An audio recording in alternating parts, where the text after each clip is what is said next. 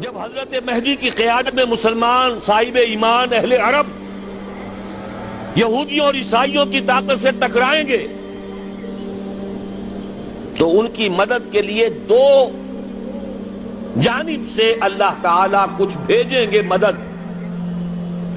ایک تو آخری مرحلے میں مدد آئے گی حضرت مسیح عیسیٰ ابن مریم کا نزول، جو یہودیوں کی طرف رسول بنا کر بھیجے گئے تھے. انہیں یہودیوں نے اپنے خیال میں سولی پر چڑھا دیا، لیکن اللہ نے فرمایا وما صلبوہ وما قتلوہ ولکن شبہ لہم بل رفعہ اللہ الیہ. اللہ تو اپنی طرف اٹھا کر لے گیا.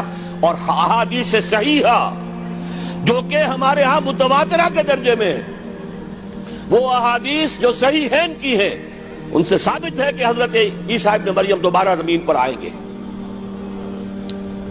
اور یہودیوں کا سب سے بڑا سرغنہ جو خود مسیح ہونے ہی کا دعویٰ کر رہا ہوگا، مسیح الدجال، اسے حضرت مسیح قتل کرے گے.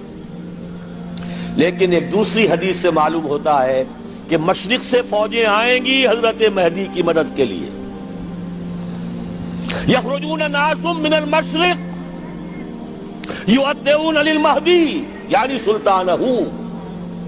مشرق کی طرف سے فوجیں آئیں گی کہ جو مہدی کی حکومت کو مستحکم کرے گی.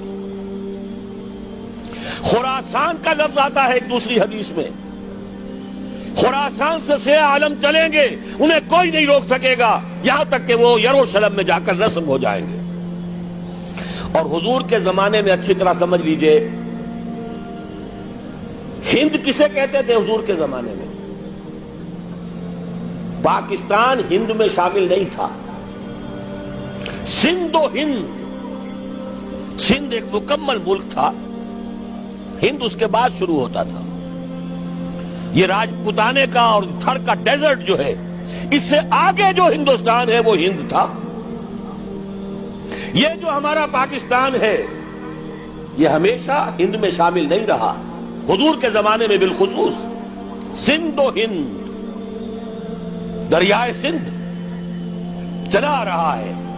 یہ ساری ٹریبیوٹریز جو پنجاب کے اندر اس کی ہیں، یہ سب ایک علیحدہ ملک ہے جو اس زمانے میں سندھ کہلاتا تھا. اور نمبر دو یاد کیجئے، اس زمانے میں خراسان ایک علاقہ تھا جس میں موجودہ افغانستان کا 2/3، تھوڑا سا حصہ ایران کا، اور جہاں تک میں تحقیق کر سکا ہوں آج تک پاکستان کا بھی علاقہ، خاص طور پر مالاکنڈ ڈویژن جو اس خراسان میں شامل ہے. خراسان سے سیاہ عالم چلیں گے جو جا کر یروشلم میں نصب ہوں گے. یہاں بھی ایک نقطہ نوٹ کر لیجئے، پہلے بھی یروشلم ہم سے چھینا تھا. کس نے چھینا تھا؟ عیسائیوں نے، کروسیڈرز. واپس کون لیا؟ کس نے لیا؟ عربوں میں دم نہیں تھا، عرب عیاشیوں کی وجہ سے کھوکھلے ہو چکے تھے. واپس لینے والا صلاح الدین ایوبی، کرد خون. اب دوبارہ یروشلم لیا جا چکا. چھینا کن سے گیا؟ عربوں سے. عرب واپس لے سکتے ہیں؟ کوئی اندیشہ اگر ہو سکتا تھا عراق کے بارے میں کہ شاید اس کے ایٹمک دانت نکل آئے، جو سازش کی گئی، جس طرح اس احمق اور پاگل صدام حسین کو دام میں پھنسایا گیا. صدام 100 جال، دام کہتے ہیں جال کو، 100 اس میں جو پھنسا ہے تو اگلا پچھلا کھایا پیا سب اگلوا لیا. اور ہے ہی کون؟ اس کے پاس ایٹمک ہتھیاروں کا ذخیرہ موجود ہے، اور کسی کے وہ ایٹمک دانت بھی نکلنے نہیں دے رہے. پاکستان کے اوپر کتنا دباؤ، اور ہمیں نہیں پتا کتنا کچھ دباؤ قبول کیا جا چکا. یہ تو سبھی مانتے ہیں. کیپ کر دیا گیا، روک دیا گیا، آگے تو نہیں بڑھ رہا، یہ تو سبھی مانتے ہیں. رول بیک بھی ہو گیا یا نہیں کچھ پتہ نہیں. لیکن کسی صورت یہ نہیں تسلیم کریں گے، قبول کریں گے کہ کسی مسلمان ملک کے پاس ایٹم بم آ جائے. یہودیوں کے پاس ذخیرہ موجود، سب جانتے ہیں. بہرحال یہ جان لیجئے اس علاقے سے امید ہوتی ہے سندھ اور خراسان. حالات بہت خراب ہیں ہمارے، اور حالات بہت خراب ہیں افغانستان کے بھی، لیکن حالات کے بدلتے اللہ تعالیٰ کی مشیت کے تحت دیر نہیں لگا کرتی. سیرت نبوی میں مجھے نظر آتا ہے سن 10 میں 10 نبوی ہجرت سے 3 سال پہلے، 2.5 سال پہلے، کہیں سے کوئی امید کی کرن نظر نہیں آتی تھی کہ عرب میں اسلامی حکومت قائم ہو جائے گی. 10 برس ہو چکے محمد الرسول اللہ کو دعوت دیتے ہوئے، اور ابھی تک بمشکل 125 آدمی ہے. اپنے بل پر، اپنے طاقت پر مکے میں رہ بھی نہیں سکتے. کیسے ہو جائے گا؟ کہاں سے ہو جائے گا؟ میں آج پوچھتا ہوں، کوئی سر بتائے کہیں سے کوئی امید کی کرن اس وقت نظر آتی ہے؟ اس ماحول میں لے جائیے. اگلے 3 سال میں کیا ہو گیا؟ پہلے سال 6، اگلے سال 12، اس سے اگلے سال 72، اور بیعت عقبہ ثانیہ، ہجرت، اور وہاں سے اب حضور کی طرف سے شروع ہو گیا انیشیٹو. تو ہم نہیں کہہ سکتے. اللہ تعالیٰ کی قدرت، اللہ کی مشیت. یہ یقین ہے کہ دنیا کے خاتمے سے پہلے نظام خلافت قائم ہوگا، اور تمام دنیا میں ہوگا. ظاہر ہے کہیں پہلے کسی ایک جگہ سے ہوگا، جیسے حضور کے زمانے میں ہوا. اگر بیک وقت پوری دنیا میں ہو سکتا تو حضور کے دست مبارک سے ہوتا. اگر حضور کے دست مبارک سے بھی ایک ملک میں ہوا، جزیرہ نماء عرب میں ہوا، پھر حضور کے امتی ہیں نا، ابو بکر ہے، عمر ہے، عثمان ہے، صحابہ کرام کی فوجیں نکلی ہیں، امتی ہیں. امتیوں کے ہاتھوں اس کی توسیع ہوئی. اب بھی یہی ہوگا، کسی ایک علاقے میں ہوگا. میرا گمان ہے، میں یہ یقین سے نہیں کہہ سکتا. گمان بھی میرا ان احادیث کی روشنی میں ہے جو میں نے آپ کو بتا دی اور موجود ہے اس کتابچے کے اندر. علامہ اقبال نے بھی انہی کے حوالے سے کہیں کہا ہے، میرے عرب کو آئی ٹھنڈی ہوا جہاں سے، میرا وطن وہی ہے، میرا وطن وہی ہے. اس علاقے سے کچھ ہونے والا ہے اور ہوگا انشاءاللہ. میری زندگی میں نہ ہو، آپ کی زندگی میں نہ ہو، کوئی پرواہ نہیں. حضرت حمزہ تو شہید ہو گئے غزوہ احد میں. 5 سال کے بعد حضور مکے میں داخل ہوئے ہیں فاتح کی حیثیت سے. حضرت حمزہ کی نگاہوں نے، ان آنکھوں نے تو نہیں دیکھا، عالم ارواح میں اللہ نے کیا مشاہدہ کرایا ہوگا انہیں، وہ تو ہمیں معلوم نہیں. بعض صحابہ شہید کر دیے گئے مکے ہی میں. بہت بڑی کامیابی. اپنی جان لگا دیں، اپنے آپ کو کھپا دیں، اپنے آپ کو مٹا دیں. جس طرح روڑی کوٹ کر بنیادوں میں بھر دی جاتی ہے، ہماری ہڈیوں کا چورا بنا کر اور ہمارے خون کے اندر اسے گوندھ کر اگر وہاں ڈال دیا جائے، اس سے بڑی سعادت کوئی نہیں.